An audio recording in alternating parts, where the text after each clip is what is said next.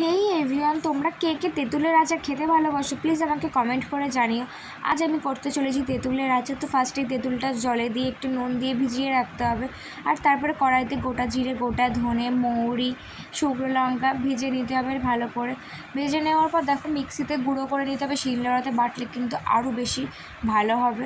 তো তারপরে কড়াইতে সর্ষের তেল দিয়ে দিতে হবে। তেলটা গরম হতে হতে ততক্ষণ আমি চলে যাব তেঁতুলটা একটু ভালো করে ম্যাশ করে নিতে, কারণ তেঁতুলটা যত ভালো করে গুলবো তত কাতটা বেরোবে আর টেস্ট কিন্তু আরও ভালো হবে। তো দেখো ঠিক এরকমভাবে তোমরা করবে ঠিক। তারপরে তেলটা গরম হয়ে গেলে তেলে পাঁচফোড়ন দিয়ে দেবো, আর পাঁচফোড়নটা যখন হালকা ভাজা ভাজা হয়ে যাবে ওর একটা গন্ধ বেরোবে, আর গন্ধ বেরোলে সেই সময় তেঁতুলটা কিন্তু দিয়ে দিতে হবে। তো দেওয়ার পর দেখো তেঁতুলটা ভালো করে একটু নাড়িয়ে নিতে হবে, নিয়ে একটু হালকা ভাজা ভাজা যখন হয়ে যাবে তখন ওতে স্বাদ মতো নুন দিয়ে দিতে হবে। তোমরা গুড় দিতে চাইলে গুড় দিতে পারো, চিনি দিতে চাইলে চিনি দিতে পারো। আমার ঘরে গুড় ছিল না, তো তাই জন্য আমি চিনিই দিয়েছিলাম।